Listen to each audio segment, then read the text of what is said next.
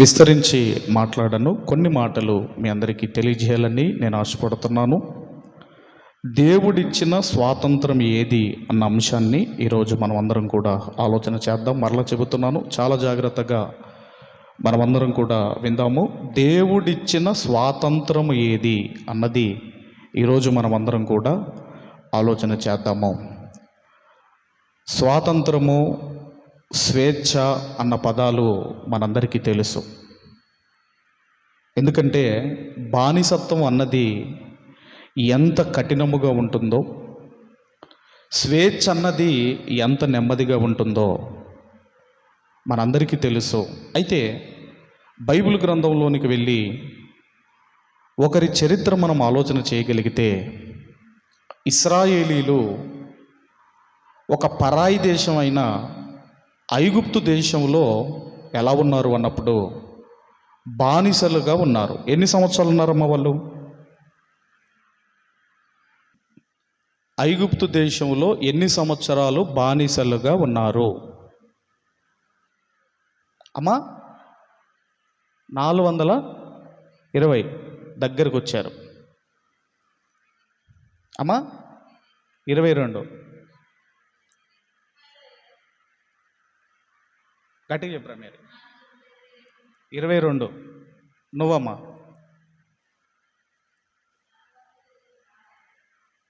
420. మంచిది, దగ్గరకు వచ్చారు. ఎన్ని సంవత్సరాలు బానిసత్వంలో ఉన్నారు అంటే 1 సంవత్సరం కాదు, 2 సంవత్సరాలు కాదు, 100 సంవత్సరాలు కాదు, 200 సంవత్సరాలు కాదు. ఎన్ని సంవత్సరాలు ఇశ్రాయేలీలు ఐగుప్తు బానిసత్వం కింద ఉన్నారో మీరు చూడగలిగితే, అంటే ఇప్పుడు మీకు ఒక విషయం అర్థం కావాలి. ఫారినర్స్ ఉన్నారు, బ్రిటిషర్స్ ఉన్నారు. ఈ బ్రిటిషర్స్ వీళ్ళు మన సొంత దేశానికి వచ్చి మనల్ని బానిసలుగా చేసుకున్నారు. ఇప్పుడు ఇశ్రాయేలీలు సొంత దేశంలో లేరు, ఎక్కడున్నారు? ఐగుప్తు దేశంలో ఉన్నారు. ఐగుప్తు దేశంలో బానిసలుగా బ్రతుకుతున్న రోజులవి. మరి ఎన్ని రోజులు ఉన్నారు బానిసలుగా అన్నప్పుడు మీరందరూ కూడా గలతీలకు రాసిన పత్రిక, అపోస్తుడైన పౌలు గారు గలతీలకు రాసిన పత్రిక 3వ అధ్యాయము 17వ వచనాన్ని జాగ్రత్తగా మనమందరము కూడా చదువుకుందాం. 3వ అధ్యాయము 17వ వచనాన్ని జాగ్రత్తగా మనమందరం కూడా చదువుకుందాం. నేను చెప్పున్నది ఏమనగా, 430 సంవత్సరములైన తర్వాత వచ్చిన ధర్మశాస్త్రమును వాగ్దానములను నిరర్ధకము చేయునంతగా పూర్వమందు దేవుని చేత స్థిరపరచబడిన నిబంధనను కొట్టివేయదు. ఎన్ని సంవత్సరాలు ఉన్నారంటమ్మా? 430 సంవత్సరాలు ఇశ్రాయేలీలు ఐగుప్తు దేశంలో బానిసలుగా బ్రతికారు.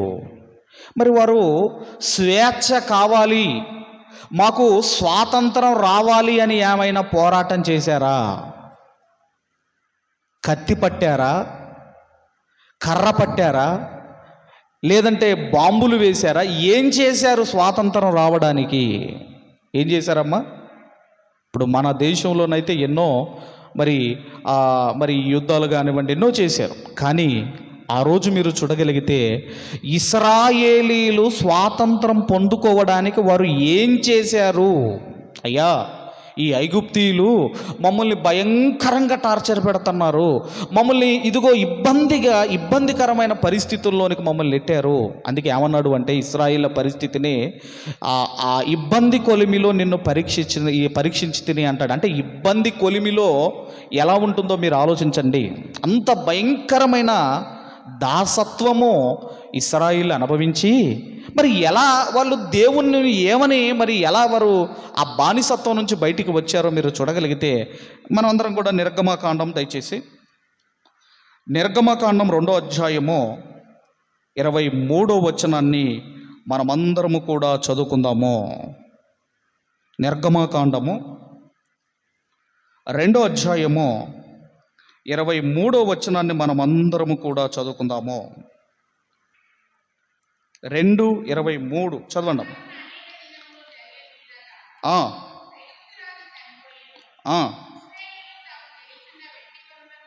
ఇశ్రాయేలీలు తాము చెయ్యుచున్న వెట్టి పనులను బట్టి నిట్టూర్పులు విడుచుచు మొరపెట్టుచుండగా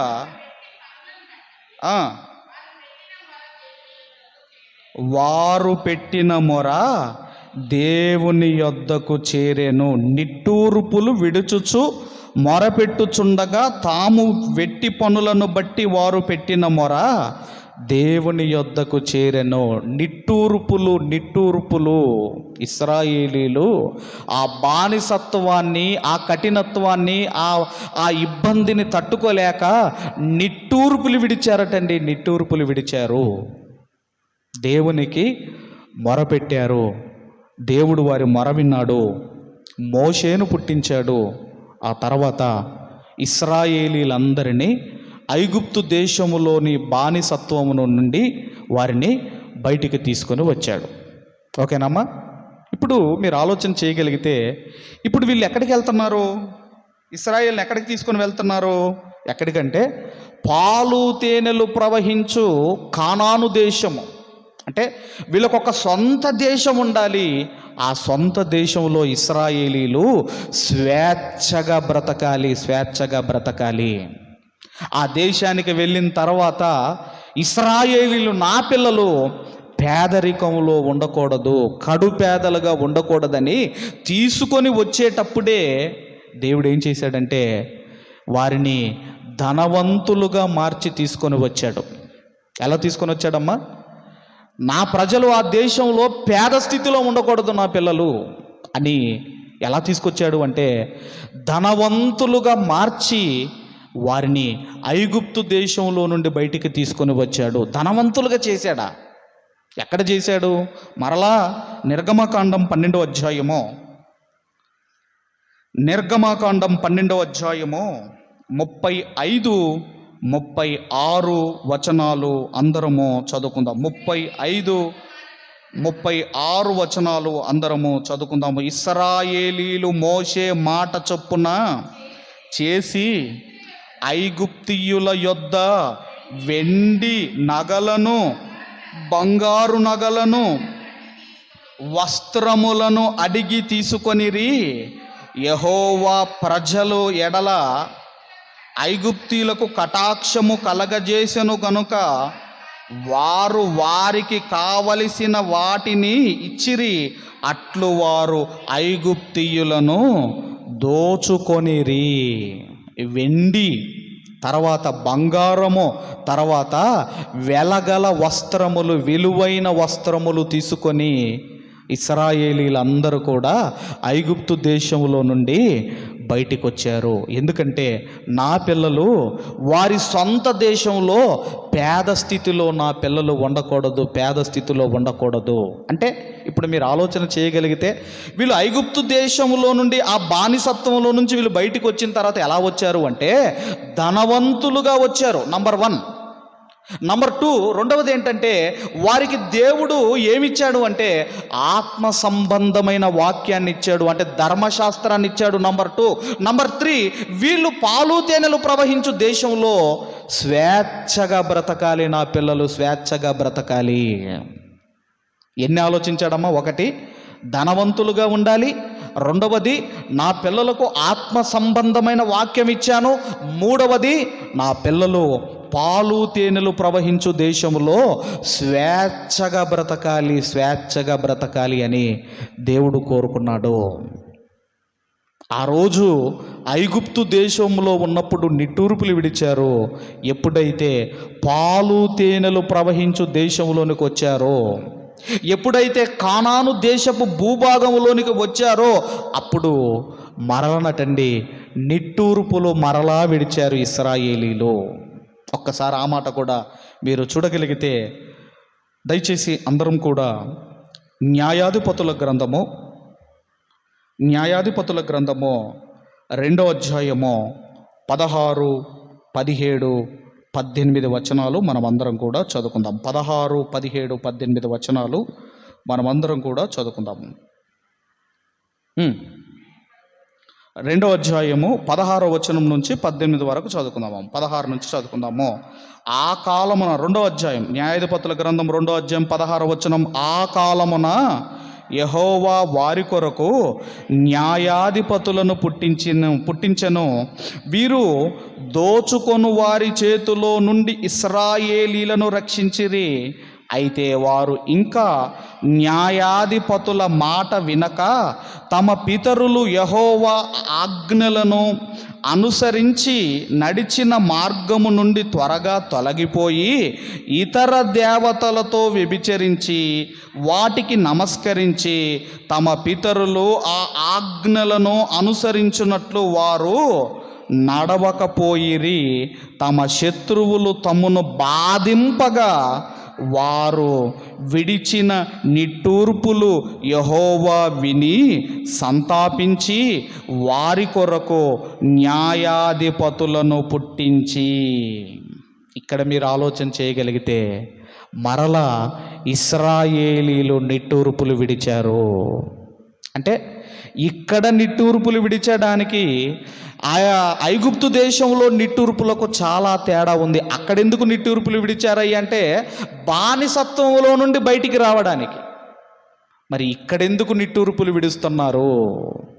ఎందుకంటే దేవుని ఆజ్ఞలలో నుండి ఇశ్రాయేలీలు తొలగిపోయి బాధలు తెచ్చుకున్నారు, కష్టాలు తెచ్చుకున్నారు, నిట్టూర్పులు విడుస్తున్నారు. సొంత దేశంలోనే, ఏదో పరాయి దేశము కాదు, పాలు తేనెలు ప్రవహించు దేశంలోనే ఆ వాగ్దాత భూమిలోనికి అడుగుపెట్టిన తర్వాత దేవుని ఆజ్ఞలు పాటించక ఇశ్రాయేలీలందరూ కూడా నిట్టూర్పులు విడుస్తున్నారు. అంటే స్వేచ్ఛను పొందుకున్న తర్వాత కూడా ఏం చేశారు అంటే దేవుని ఆజ్ఞలు పాటించక మరల బాధను తెచ్చుకున్నారు ఇశ్రాయేలీలు. ఆ తర్వాత ఏం జరిగింది అని మనమందరము కూడా ఆలోచన చేయగలిగితే, ఇక యేసుక్రీస్తు వారు కూడా ఒక మాట మాట్లాడుతున్నారు. ఏమంటున్నారో మీరు అందరూ కూడా చూడగలిగితే యోహాను సువార్త 8వ అధ్యాయము, యోహాను సువార్త 8వ అధ్యాయము దయచేసి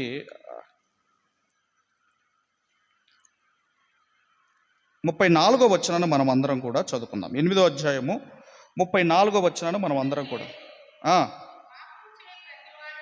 పాపము చేయు ప్రతివాడును పాపమునకు దాసుడని మీతో నిశ్చయముగా చెప్పుచున్నానా నేను. ఇక్కడ మీరు ఆలోచన చేయగలిగితే దేవుడు ఇశ్రాయేలీలు వచ్చేటప్పుడు ఆస్తినిచ్చాడు. దేవుడు ఇశ్రాయేలీలు ఇదిగోనండి వారు మార్గంలో చక్కగా నడవాలని ఆజ్ఞలు ఇచ్చాడు. అలాగే పాలు తేనెలు ప్రవహించు దేశాన్ని ఇచ్చిన, స్వేచ్ఛనిచ్చిన ఇశ్రాయేలీలు దాన్ని నిలబెట్టుకోలేకపోయారు. అందుకే ఇర్మియా గారి కాలానికి వచ్చేసరికి అక్కడ మీరు చూడగలిగితే ఇశ్రాయేలీల 10 గోత్రాల వారేమో అషూరు చెరకు వెళ్ళిపోయారు, మిగిలిన 2 గోత్రాల వారేమో బబులోను చెరకు వెళ్ళిపోయారు. మళ్ళీ బానిసలుగా ఇశ్రాయేలీలు వెళ్ళిపోయారు. ఎందుకంటే ఆజ్ఞలు పాటించక. అందుకే యేసుక్రీస్తు వారు అంటున్నారు, పాపము చేయు ప్రతివాడు పాపమునకు దాసుడైపోయాడు. అంటే దేనికైతే మనం లొంగుతున్నామో, దేని నుంచైతే మనం బయటికి రాలేకపోతున్నామో, ఏదైతే మనల్ని ఏలుతుందో దానికి మీరేమైపోయారు? దాసులైపోయారు. కొంతమందికి సినిమాలు చూసే పిచ్చి ఉంటుంది. ఉండదమ్మా? ఉంటుందా? సినిమాలు చూసే పిచ్చి ఉంటుంది. కొంతమందికి సీరియల్ చూసే పిచ్చి ఉంటుంది. కొంతమందికి సిగరెట్లు. అది సిగరెట్, కొంతమంది టీ తాగేటప్పుడు సిగరెట్ తాగాల. అవునా కాదమ్మా? టీ తాగేటప్పుడు సిగరెట్ కావాలా, లేదంటే బయటికి వెళ్ళేటప్పుడు సిగరెట్ కావాలా? అంటే వీళ్ళందరూ దీనికి ఏమైపోయారమ్మా?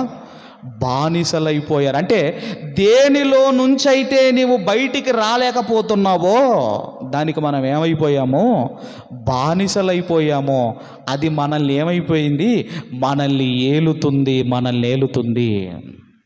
అందుకే యేసుక్రీస్తు వారు అంటున్నారు, పాపము చేయు ప్రతి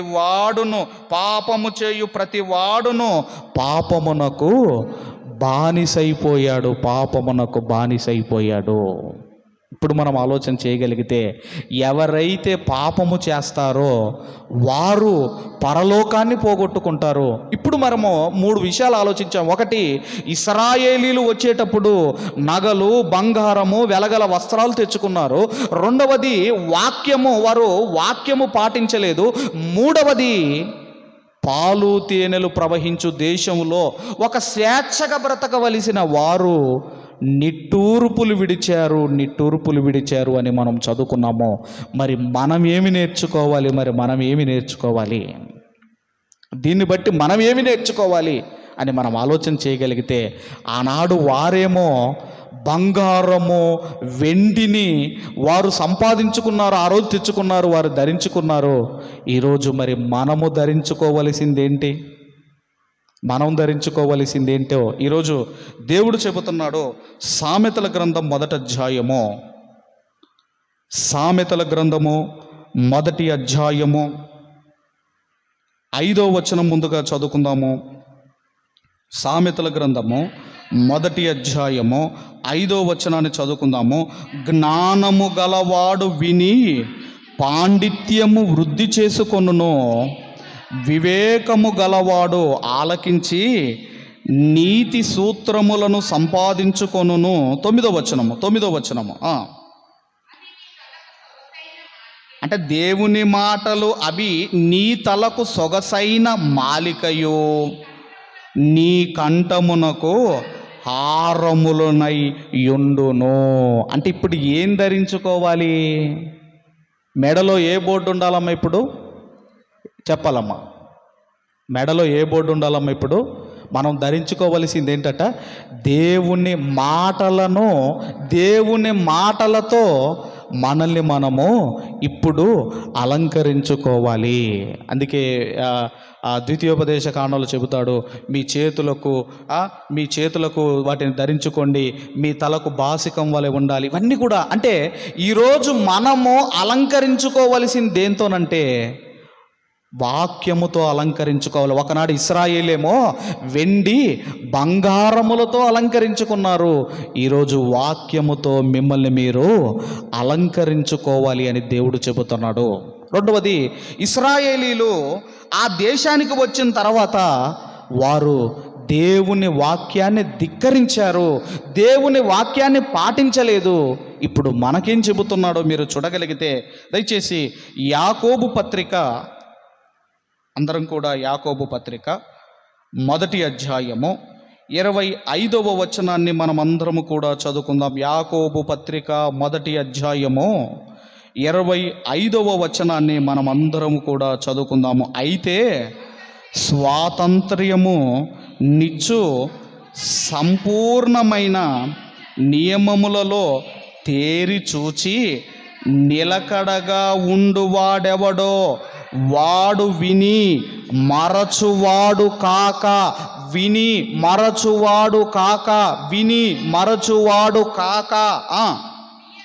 క్రియలను చేయువాడై ఉండి తమ క్రియలలో ధన్యుడగును.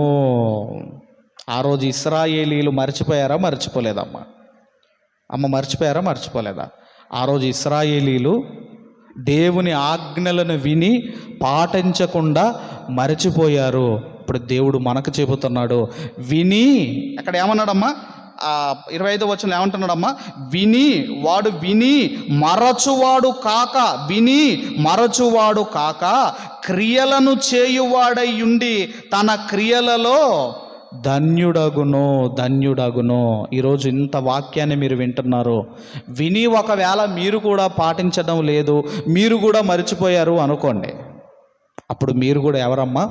మిమ్మల్ని మీరు మోసం చేసుకుంటున్నవారు, మిమ్మల్ని మీరే మోసం చేసుకుంటున్నవారు. మీకు తెలుసు ఎలా ఉండాలో, ఏం చెయ్యకూడదో మీకు తెలుసు, అయినా మీరు చేస్తున్నారు అంటే మిమ్మల్ని మీరు మోసం చేసుకుంటున్నవారు.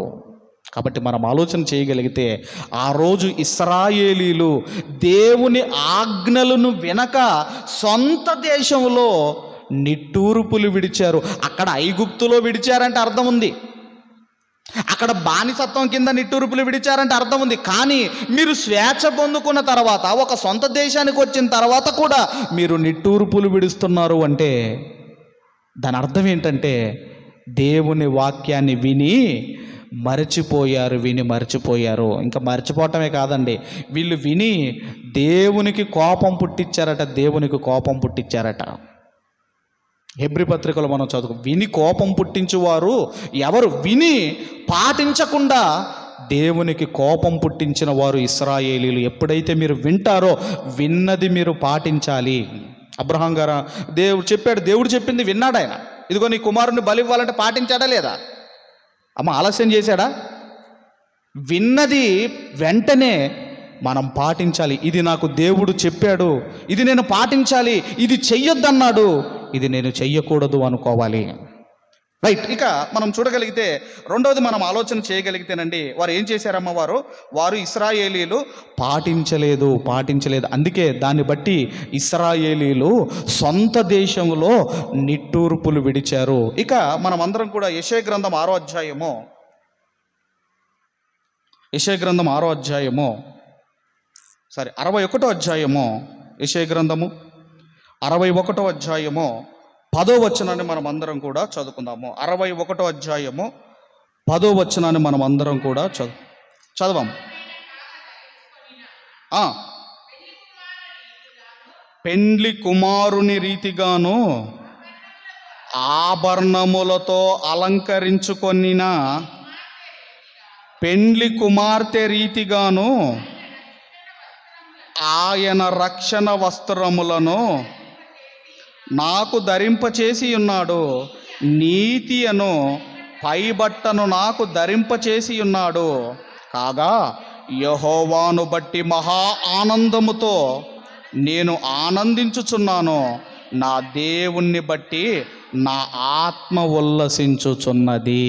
రెండో విషయం ఏంటంటే, వారు ఇదిగోనండి విని పాటించలేదు. వారికి ఒక మందసం ఇచ్చాడు దేవుడు. మందసం తెలుసు కదమ్మా? మందసం తెలుసమ్మా? ఇశ్రాయేలీలు మందసాన్ని మోచేవారు.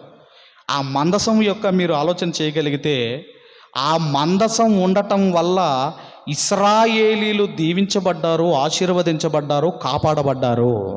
ఇంతకీ ఏమున్నాయ్యా మందసంలో అంటే, ఏమేమి ఉన్నాయమ్మా మందసంలో? మన్నగల పాత్ర, చిగిరించిన అహరోను చేతికర్ర, మూడవది 10 ఆజ్ఞల గల పలకలు. ఇప్పుడు ఈ 10 ఆజ్ఞల గల పలకలు మందసములో ఉండాలా, లేదంటే ఆ 10 ఆజ్ఞలు మనసులో ఉండాలా, హృదయంలో ఉండాలా? ఎక్కడ ఉండాలమ్మా? ఇప్పుడు మీరు రాసుకుంటున్నారు, కొంతమంది రాసుకుంటున్నారు కదమ్మా. మరి ఈ రాసుకున్నది పేపర్లోనే ఉండాలా, హృదయంలోనికి రావాలా? ఎక్కడికి రావాలమ్మా? నా మాటలు నీ హృదయములో ఉండాలి అన్నాడు. ఇంట్లో బియ్యం ఉన్నాయి, అవి అక్కడే ఉండాలా, వండుకొని తినాలా? ఎక్కడికి రావాలమ్మా? అక్కడి నుండి ఎక్కడికి రావాలి? మన కడుపులోనికి రావాలి. ఎక్కడో ఉంటాయి కూరగాయలు మార్కెట్లో, అక్కడ నుండి మన ఇంటికి రావాలి, మన ఇంటి నుంచి కూర వండుకొని మన ఒంటిలోనికి రావాలి అన్నది ఎంత నిజమో, ఇప్పుడు ఈ 10 ఆజ్ఞలు గల పలకలు మందసంలో ఉన్నాయి, అక్కడే ఉండాలి. అక్కడే ఉండడానికి ఇవ్వలేదు దేవుడు. అవి ఎక్కడికి రావాలి? నీ హృదయములోనికి రావాలి.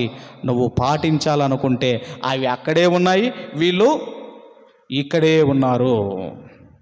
కాబట్టి ఇశ్రాయేలీలు నిట్టూర్పులు విడిచారు కనుకనే ఇక్కడ దేవుడు అంటున్నాడు, ఆభరణములతో అలంకరించుకొనిన పెండ్లి కుమార్తె రీతిగాను ఆయన రక్షణ వస్త్రములను నాకు ధరింపజేసి ఉన్నాడు.